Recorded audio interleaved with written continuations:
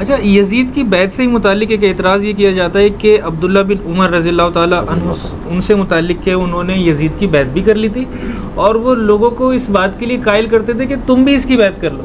تو یہ بھی ذرا کلیئر کریں کہ کیا بات. ہاں ایسا ہی ہوا تھا، لیکن ہم یہ کہتے ہیں کہ یزید کی جو بیعت نہیں کر رہے تھے یا جن لوگوں نے یزید کی بیعت توڑ دی تھی وہ بریلوی دیوبندی اہل حدیث تھے یا ایٹ لیسٹ صحابہ اور تابعین تھے.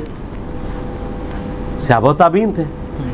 تو عبداللہ ابن عمر کی ایک انڈیویجول رائے ہے نا، تو غلط بھی ہو سکتی ہے، اور تاریخ نے ثابت کیا کہ ان کی رائے غلط نکلی ہے، انہوں نے خود مانا ہے. آل امیہ نے انہیں قتل کروایا نا.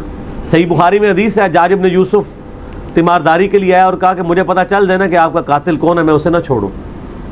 تو انہوں نے تقیہ کیا، انہوں نے کہا میرا قاتل وہ ہے جس نے احرام کی حالت میں آلات جنگ لانے کی اجازت دی ہے، یعنی تم، لیکن ڈائریکٹ تو نہیں کہہ سکتے تھے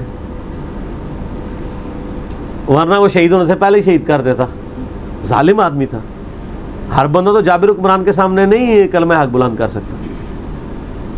تو بعد میں آپ دیکھتے ہیں مجموع الزوائد میں المستدرک الحاکم میں موجود ہے، عبداللہ بن عمر کہتے ہیں مجھے پوری زندگی نہ تو نماز روزہ چھوڑنے کے اوپر کوئی غم ہوگا نہ اور کسی معاملے میں، سوائے اس کے کہ میں نے باغی گروہ کے خلاف قتال نہیں کیا تھا حضرت علی کے ساتھ مل کے، مجھے اس وقت نیوٹرل نہیں رہنا چاہیے تھا.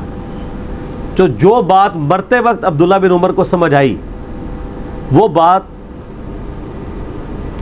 اس سے آلموسٹ 34 سال پہلے مولا علی کے ساتھیوں کو حضرت علی کی زندگی میں سمجھ آ گئی تھی. تو بعد میں جن لوگوں کو بات سمجھ آئی ہے تو اس وقت فائدہ تو کوئی نہیں ہوا، تو انہوں نے مان تو لیا. باقی میں نے بتایا عبداللہ بن عمر کی نیچر جو ہے نا وہ پیسو تھی، ایکٹیو نیچر کے نہیں تھے.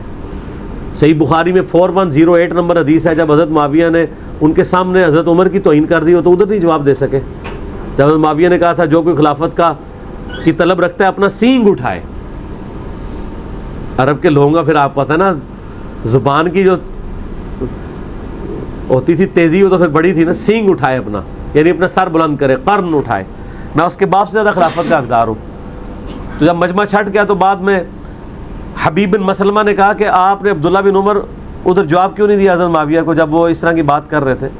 تو یعنی وہ یہی سمجھ رہے تھے کہ ان کے باپ کو ہی کہہ رہے ہیں. ان کا میں نے ارادہ کیا کہ میں اس کو جواب دوں کہ تجھ سے زیادہ خلافت کا حقدار وہ ہے جن لوگوں نے حالت اسلام میں جبکہ تم لوگ کافر تھے تم لوگوں کے ساتھ جنگ کی ہے. یعنی تم باپ بیٹا کافر تھے اور حضرت عبداللہ ابن عمر ان کا باپ مسلمان تھا اور ہم تم لوگوں سے خندق لڑتے تھے، ہم نے احد لڑی، بدر لڑی، اور آج تم لوگ بعد میں طلقا ایمان لائے ہو اینڈ پہ جا کے اور آج تم لوگ خلافت کے حقدار ہو. یا مولا علی کے بارے میں بھی ہو سکتا ہے کہ وہ خلافت کے حقدار ہیں جن کے ساتھ تم جنگیں کر رہے ہو. تو وہاں پہ بھی انہوں نے اپنے باپ کی توہین کے اوپر بھی جواب بعد میں دیا، اس وقت نہیں دیا. تو اس کے آگے الفاظ ہیں، حبیب بن مسلمہ کہتے ہیں کہ عبداللہ بن عمر نے خاموشی اختیار کر کے اپنی جان بھی بچا لی اور عزت بھی بچا لی. تو جان اور عزت محفوظ نہ ہو اگر، تو وہاں پہ آپ اختلاف رائے کیسے ریکارڈ کروا سکتے ہیں؟ بخاری مسلم میں آتا ہے کہ وہ جا کے عبداللہ بن عمر کہتے تھے بیعت نہ توڑو یزید کی. باقی لوگ کہتے تھے کیوں نہ توڑیں، اس سے بڑا اور کوئی واقعہ ہوگا. جو توڑنے والے کوئی انجینئر صاحب کی ویڈیوز تو نہیں دیکھتے تھے، وہ توڑنے والے لوگ کون تھے؟ وہ وہی لوگ تھے جو اہل بیت کے احترام کو سمجھتے تھے، ان کو پتہ تھا کہ ظلم کیا ان لوگوں نے. ان لوگوں کی رائے کی قدر نہیں ہے. پھر عبداللہ بن عمر تو بعد میں بھی آپ دیکھ رہے ہیں کہ پیچھے ہٹ گئے، تو ذرا پیسے مزاج کے تھے. حتیٰ کہ مسلم شریف میں ایک حدیث ہے بڑی انٹرسٹنگ. ایک تابعی کہتے ہیں میں نے عبداللہ بن عمر سے حدیث بیان کی کہ نبی صلی اللہ علیہ وآلہ وسلم نے فرمایا اللہ تعالیٰ نے جس کسی نبی کو بھی بھیجا ہے نا اس کے چند مخلص ساتھی ہوتے ہیں جو اس کے پیغام کو آگے لے کے چلتے ہیں. جب وہ دنیا سے اٹھ جاتے ہیں پھر ناخلف لوگ جانشین بن جاتے ہیں اور وہ کام کرتے ہیں جن سے منع کیا گیا ہوتا ہے اور ان کاموں کے خلاف چلتے ہیں جن کا حکم دیا گیا ہوتا ہے. ایسے لوگوں کے ساتھ جو ہاتھ سے قتال کرے وہ بھی مومن ہے، جو زبان سے قتال کرے وہ بھی مومن ہے، اور جو دل میں برا جانے وہ بھی مومن ہے، لیکن وہ آخری درجہ ایمان کا. تو عبداللہ بن عمر نے اس حدیث کو ماننے سے انکار کر دیا. صحیح مسلم کے الفاظ ہیں، میں نے اس پمفلٹ میں بھی ڈالی ہوئی ہے. اب وہ تابعی کہتا میں کیا عبداللہ بن عمر سے بحث کروں، میں نے عبداللہ ابن مسعود سے خود یہ حدیث سنی ہوئی تھی.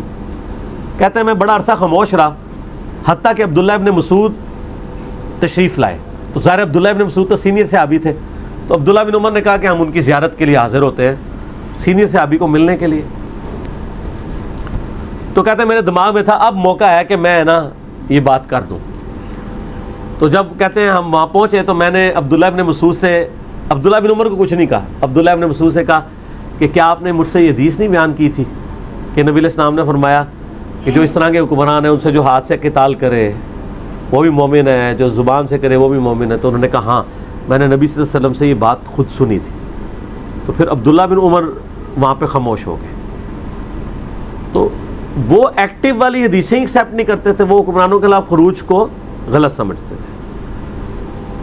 اس لیے پھر وہ اس لیول پہ اتر بھی نہیں سکتے تھے جہاں پہ حسین ابن علی اترے. اور دوسرا ان کے اترنے سے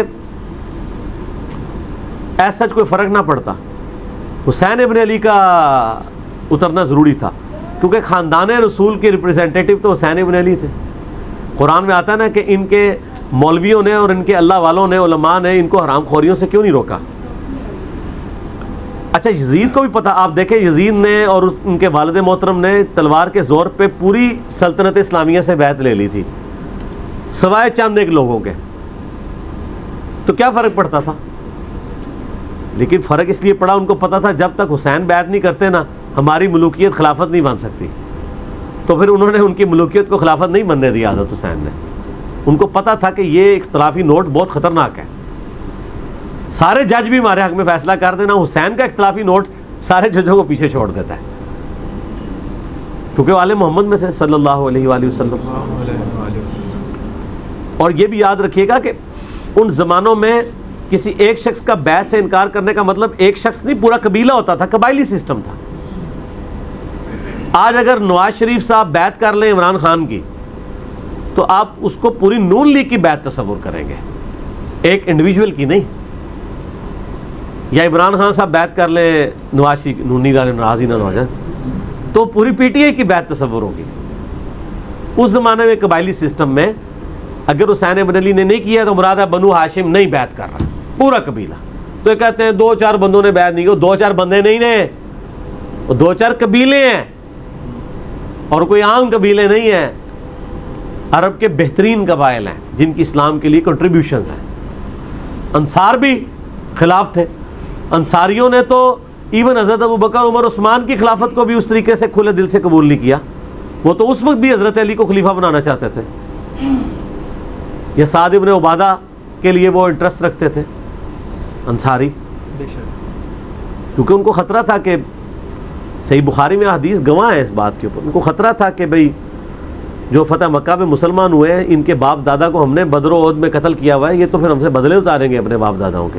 پھر لائن ہے نا, دیکھو نا چوڑ کے لائن ہے. ٹھیک ہو گیا. اچھا علی بھائی, یہ بھی حدیث میں آتا ہے کہ آپ سے نے فرمایا تھا کہ خلافت قریش میں ہی رہنی چاہیے. ہاں قریش میں خلافت ہے, قریش میں آل امیہ بھی آتے ہیں, آل عباس بھی آتے ہیں, قریش تو ہے نا وہ.